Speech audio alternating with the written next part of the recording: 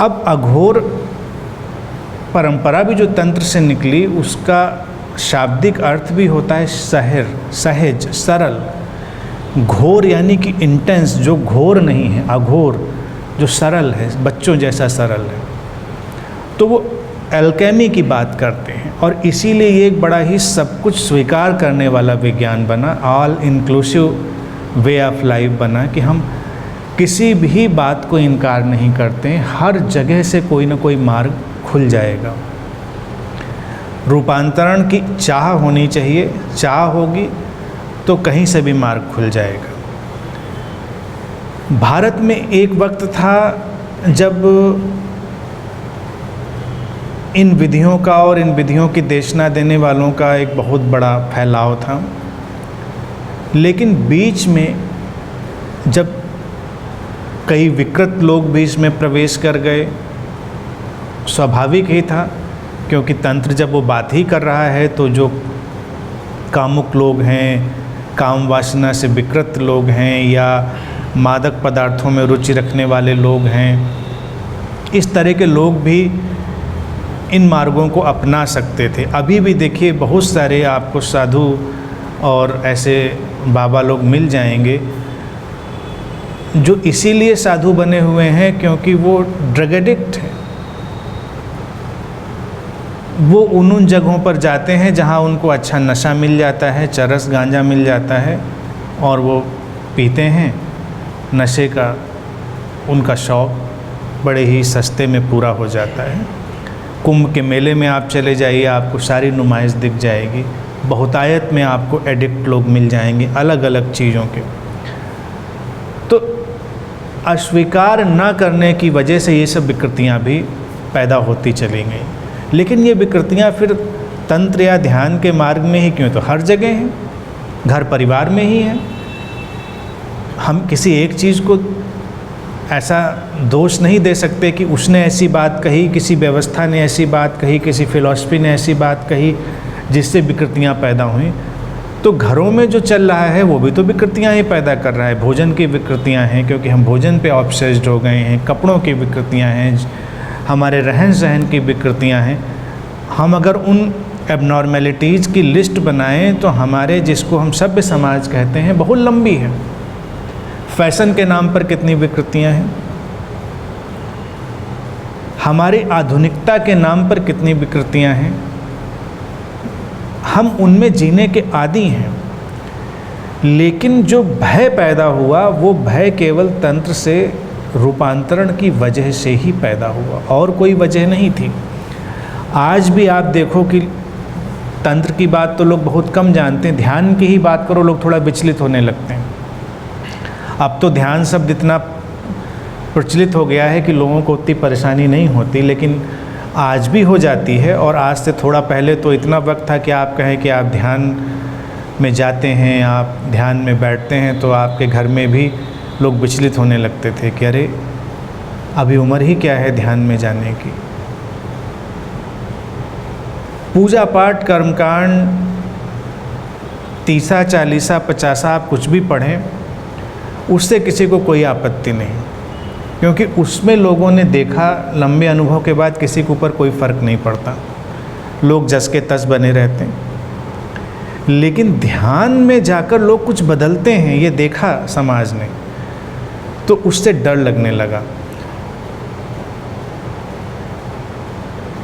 ये वातावरण समझने जैसा था। और एक बार भारत में बहुतायत में लाखों तंत्र साधकों की हत्याएं भी कराई गईं। एक कोई राजा था, उसके शासनकाल में वो विरोध में चला गया और उसने बहुत पूरे देश में जहाँ जहाँ वो उसको ऐसे साधक मिल जाते थे, तो उसके बाद ऐसी साधना पद्धतियों वाले लोग अंडरग्राउंड हो गए। फिर उनकी चर्चा करने वाले लोग कम रह गए। अभी भी उनके अवशेष, वो मंदिर और वैसे साधना स्थल भारत में कहीं न कहीं खंडहरों के रूप में दिख जाएंगे, और वो पूरे देश में फैले हुए हैं। इसलिए लगता है कि पूरे देश में ही वो एक आंदोलन कभी रहा होगा। 64 योगिनी के मंदिर, और उससे मिलते जुलते कई और मंदिर, वो सब ऐसी ही साधनाओं की स्थली रहें। वो अभी भी पूरे देश में बिखरे हुए हैं। तो वो जो बीच में एक ऐसा विरोध का दौर आया, उसके बाद सारी चीज़ें अंडरग्राउंड हो गई। लेकिन समाज में उनकी चाह अभी भी थी। आज भी समाज में आप देखिए कि अगर किसी से आप ये कहें कि अभी आप एक बुद्ध व्यक्ति के पास, एक संबुद्ध व्यक्ति के पास जा सकते हैं, तो जाएगा वो, लेकिन उसको उतना मज़ा नहीं आएगा, क्योंकि एक बुद्ध, एक इनलाइटेंड व्यक्ति तो हमारे इल्यूजन्स को तोड़ेगा, हमारे भ्रमों को ख़त्म करेगा और हमको रूपांतरण का रास्ता दिखाएगा।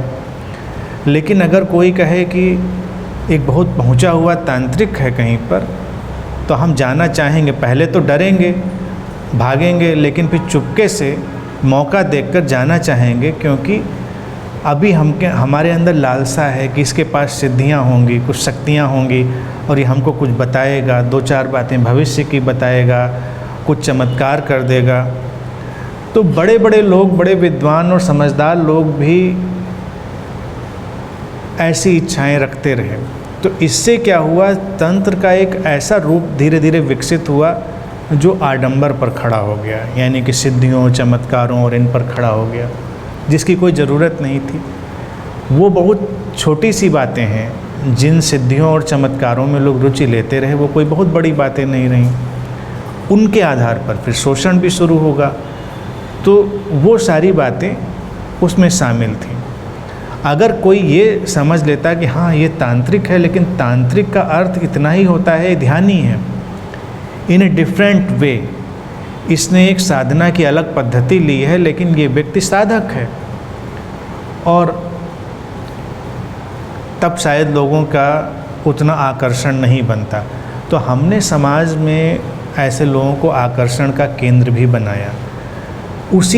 उसी आकर्षण के केंद्र पर खड़े होते हैं आश्रम भी, उसी आकर्षण पर फिर पैदा होता है शोषण भी। अब आप देखिए उन बाबाओं को हम लोग कितना चमत्कारी बना देते हैं, उसी पर तो शोषण खड़ा होता है, और किसी मुश्किल में वो चमत्कार कोई अपने लिए भी नहीं कर पाते। इतनी बात हमारी समझ में नहीं आती, लेकिन लोगों को लगता है कि हाँ वो तो सारी चमत्कार कर देंगे चीज़ों में। हम जिन जिन चीज़ों से बचना चाहते रहे हैं, उनको हम थोड़ा ज़्यादा मिस्टीरियस बना देते हैं और फिर बच जाते हैं। जैसे भारत में केवल अगर सेक्सुअलिटी देखी जाए, उसी वजह से हम स्त्रियों से घबराने लगे, जो कि भारत ऐसा देश नहीं था।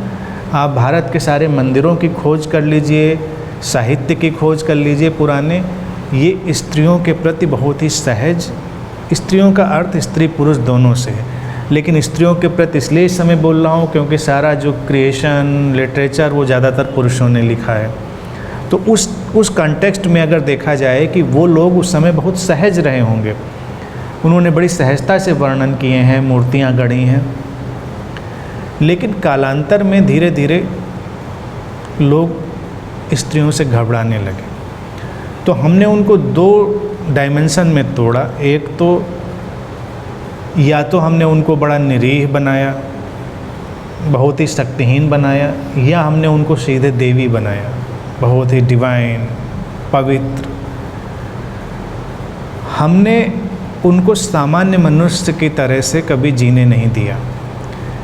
अब विधि, संबंध या किसी भी तरह का प्रयोग या दो प्रेमी वो सामान्य ही हो सकते हैं। असामान्य लोगों के बीच न तो प्रेम हो सकता है, न किसी तरह का कोई प्रयोग हो सकता है। स्त्रियों को असामान्य देखिए इस तरह से भी बनाया, समाज ने कैसे कैसे उन चीज़ों को गढ़ा, और उसमें स्त्रियां भी रस लेने लगी। सबसे खतरनाक बात तो यह है, कभी कभी जब साजिशें होती हैं तो जब उसमें कोई रस लेने लगता है तब बात उलझ जाती है। अपने देवी होने में, अपने पवित्र होने में स्त्रियां बहुत रस लेती हैं। यानी कि वो खुद अपने को सामान्य मनुष्य समझे जाने में थोड़ी अड़चन पाती हैं कि वो सामान्य इंसान है, लेकिन जब मुश्किल पड़ती है तो उनको भी परेशानी होती है। उसी के चलते हुए समाज में कुछ ऐसी व्यवस्थाएं रहीं और ऐसी अंधविश्वास की जड़ें पकड़ गईं। अब किसी लड़की की शादी किसी लड़के से हो जाए, लड़का मर जाए, तो अक्सर लड़की को ही दोषी माना जाएगा कि बस इसकी वजह से वो मर गया। लेकिन शादी हो, लड़की मर जाए, तो कभी ये समाज में कहीं नहीं सुना होगा कि लड़के की वजह से लड़की मर गई। कुछ भी ऊंच नीच हो जाए तो लड़की जिम्मेदार। फिर स्त्रियों ने इसको ऐसे पकड़ लिया कि उनके जो भारतीय हिंदू घरों में हैं और भी धर्मों में कमोबेश हालात थोड़े वैसे ही हैं, लेकिन हिंदू घर में भारत रहा तो ज़्यादा रहा, उनके व्रत पूजा पाठ उपवास देखिए, जैसे वो आसमान थामने के लिए खड़ी हुई हैं। किसी की उम्र बचा रही हैं तो किसी की चीज़ों को ठीक कर रही हैं, मतलब दे आर मैजिशियन, जादूगरनी हैं वो। उनके पूजा पाठ उपवास देखिए, और फिर उनको गलतफहमी ये भी होने लगती कि हाँ हमारी वजह से शायद सब ठीक चल रहा है। ये गलतफहमी आदमियों को तो कभी नहीं होती। उनको कभी नहीं लगता कि भाई हम 2-4 दिन ध्यान कर लेते हैं या रोज़ कर लेते हैं, हमारी वजह से सब ठीक चल रहा है, हमारी वजह से बच्चे ठीक हैं, हमारी वजह से हमारी पत्नी ठीक है। उनको गलतफहमी कंडीशनिंग की वजह से आनी मुश्किल होती है। लेकिन महिलाओं को साथ मेरा अनुभव जो रहा है, अगर वो 2-4-10 दिन ध्यान भी कर लें तो उनको तुरंत पुरानी कंडीशनिंग के चलते हुए गलतफहमी पकड़ने लगती है कि अब मेरे ध्यान से सब संभला हुआ है, अगर मैं 2-4 दिन ध्यान नहीं करूँगी तो सब बिखरने लग जाएगा। और फिर वो पूजा पाठ में उनके, इसीलिए वो बहुत पागलों की तरह से पूजा पाठ करती हैं। They are abnormally doing those things. अब उसमें उसका उल्टा क्या है, आपका स्टेटस बिल्कुल फर्क जा रहा है, यानी कि आप अब अति मानवीय काम कर रहे हैं, दैवी होने की तरफ बढ़ रहे हैं। और दूसरा इसका पहलू है, आप सीधे फिर नीचे, जब आपको सामान्य मनुष्य का दर्जा भी नहीं मिलेगा। तो स्त्रियां ऐसे जाल में उलझ कर रह गई। ये समाज की कंडीशनिंग थी, और ये उसी समाज से पैदा हुई जो बहुत मुक्त समाज था, और फिर वो जो सेक्सुअल कंडीशनिंग पर खड़ा हुआ तो उसने स्त्रियों को टेम करने की, उनको प्रतिबंधित करने की, रोकने की सारी कोशिशें करी। तो हमको अपने समाज के अलग अलग चेहरे भी देखने पड़ेंगे, तब समझ में आएगा कि सचमुच में व्यवस्थाएं क्या थीं, आश्रमों में सचमुच में क्या होता रहा। और फिर जब आश्रमों की बात उठाई तो मंदिरों में क्या नहीं होता रहा। मंदिर कौन से सारे बड़े ही सीधे सपाट रहे हैं। किसी गुरु ने कभी कुछ बोल दिया, अगर सेक्स के ऊपर ही बोल दिया तो उसको फिर बड़ी मुश्किलों का सामना करना पड़ा। ज़्यादातर तो आध्यात्मिक गुरु इस शब्द का उपयोग करने से ही कतराते रहते हैं, वो शब्द का उपयोग ही नहीं करेंगे क्योंकि झंझट में कौन पड़े। और जहाँ इन शब्दों का उपयोग नहीं होता रहा है, उन्हीं आश्रमों की जब छानबीन करेंगे तो सारी खुराफात वहीं मिल जाएगी। हमको ओपन माइंडेड होना होगा, समझदारी के साथ चलना होगा, और धार्मिक जगहों पर ही नहीं, अपने परिवार में विकृतियों को तलाशना होगा, समाज में विकृतियों को तलाशना होगा, समाज में शोषण को तलाशना होगा। हर तरफ शोषण की ही धाराएं फैली हैं। अभी भी देखिए क्या है, अब ये आरोप लड़कियों की तरफ से ही ज़्यादा आते हैं, महिलाओं की तरफ से। समाज बदल रहा है तो पुरुषों की तरफ से भी आने लगे हैं थोड़े बहुत कारपोरेट, और उसमें कोई कहीं जाता है, किसी के साथ लिव इन में रह लेता है, तो वो व्यक्ति उसको प्रॉमिस करता है मैं तुमको फिल्म में काम दिला दूंगा, मैं तुमको नौकरी दिला दूंगा, मैं तुमको ये।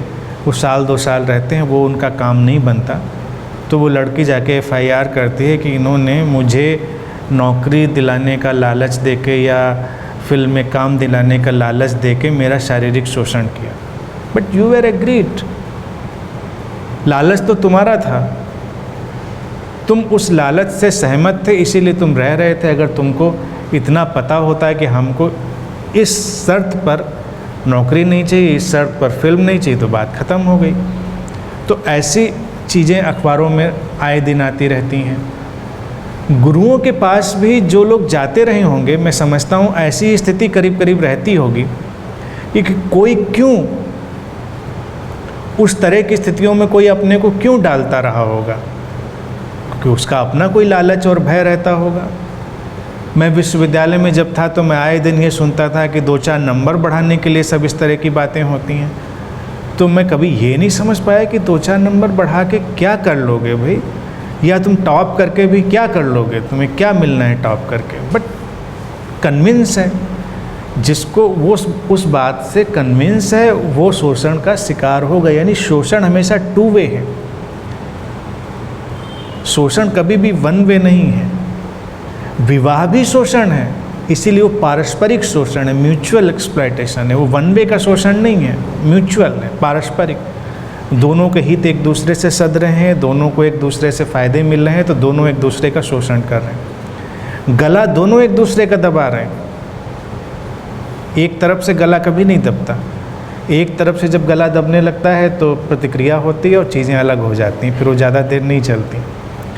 हमने घर ऐसे बनाए हैं, हमने व्यवस्थाएं ऐसी बनाई हैं, तो ये आश्चर्य की तो कोई बात नहीं कि हम आश्रम भी ऐसे ही बना लेंगे, आश्रम बनाने वाले लोग भी वैसे ही होंगे। तो समाज में हर तरह के सैंपल हैं, लेकिन समाज में बहुत अच्छे वाले सैंपल भी हैं जहाँ रूपांतरण है, ट्रांसफॉर्मेशन है। तो हर तरह की चीज़ें। परिपक्व और मैच्योर व्यक्ति वही है जो अपने जीवन का निर्णय खुद लेता है और अपने सही गलत का निर्णय खुद लेता है और अपने निर्णय के साथ वो चलता है। उसका निर्णय ही और उसकी स्पष्टता ही उसको आगे ले जाती है। तो मुझे कोई अड़चन नहीं नज़र आती समाज में जो कुछ भी चल रहा है। लोगों को कई बार लगता है कि हम एक आध ऐसे लोगों को अगर पकड़ लेंगे, ख़त्म कर देंगे तो कुछ हल निकल जाएगा। क्योंकि मैं देखता हूँ लोगों की लालच की और भय की इंतहा, उनकी लिमिट ही यही है जो उनको वहाँ ले जा रही है। अब अगर आपको गोलगप्पे खा के अपना इलाज करवाना है तो आप ऐसा आदमी ढूंढेंगे। तो जब ऐसा आदमी ढूंढेंगे तो डिमांड और सप्लाई का जो सिद्धांत है उस पर ऐसा आदमी पैदा भी हो जाएगा जो आपका गोलगप्पे खिला के इलाज करेगा। गलती उसकी नहीं होगी, वो तो आपकी डिमांड थी, क्योंकि आप ध्यान कर नहीं सकते, आप अपने विचार बदल नहीं सकते, आप अपने लाइफ को ट्रांसफॉर्म करना नहीं चाहते। तो आपको कुछ ना कुछ बेवकूफ़ी की चीज़ चाहिए, तो बेवकूफ़ी की चीज़ देने वाला आदमी है। कुत्ते को रोटी खिलाओ, बंदर को रोटी खिलाओ, और जितने भी मिलें। फिर और भी कई ऐसी लाल, पीली, नीली, बैंगनी किताबें मैंने देखी हैं, अगर उनको पढ़ के आप संतुलित दिमाग के रह जाएं तो ये आपके लिए बड़ी चुनौती है। ऐसा बहुत सारा साहित्य है, लेकिन लोगों को वो रुचता है। हम तो एक घर में गए, मुझे हैरानी हुई कि वो सुबह सुबह सज्जन निकलते थे, उनको किसी घर में कुछ बीमारी थी और किसी उनके गुरुजी ने बता दिया था कि सुबह सुबह गाय को रोटी खिलाओ और कुत्तों को पार्ले जी बिस्किट खिलाओ। तो हमने कहा ब्रिटानिया का खिला दो, कुछ उससे क्या दिक्कत नहीं। गुरुजी ने कहा पार्ले जी का बिस्किट, तो 2 पैकेट वो अपने जेब में पार्ले जी का बिस्किट लेके निकलते थे। अब 2 पैकेट कहा गया था, वो ख़त्म हो जाते थे, आगे कुत्ते और मिल जाते थे तो उनको भगाते थे। 2 पैकेट तक तो मोहब्बत से खिलाते थे, लेकिन बाद में मोहब्बत ख़त्म, बिस्किट ख़त्म। गाय को रोटी खिलाने के लिए तो वो पूरे आधा शहर ढूंढ आते थे। अगर गाय नहीं मिली, अब शहरों में आजकल गाय इतनी आसानी से कहाँ मिलती हैं, आधा शहर ढूंढ आते थे। फिर एक दिन हम उनके पूजा घर में गए तो मुझे हैरानी हुई कि वहाँ एक 8-10 इंच की पीतल की गाय रखी हुई थी और उसके आगे एक पीतल की छोटी सी टोकरी, उसमें भी रोटी के टुकड़े पड़े हुए थे। हमने पूछा उनसे, हमने कहा मतलब ये वाली चीज़ कुछ समझ में नहीं आई, ये वाला पूजा रिचुअल। तूने गुरु जी ने कहा है जब असली गाय ना मिले तो इस वाली गाय को ही रोटी चढ़ा दो। शांति है, खुशी है, कुछ करना नहीं है, आराम से अपने ज़िंदगी को तो बदलना नहीं है, इसी से हम चाहते हैं ज़िंदगी बदल जाए। तो हम किसको दोष देते हैं? हम शोषण की बात जब भी समाज में उठती है तो मुझे हैरानी होती है कि उसकी डिमांड तो हम ही ने करी है, तो सप्लाई करने वाला तो कोई ना कोई आ ही जाएगा, इसमें कोई आश्चर्य की बात नहीं।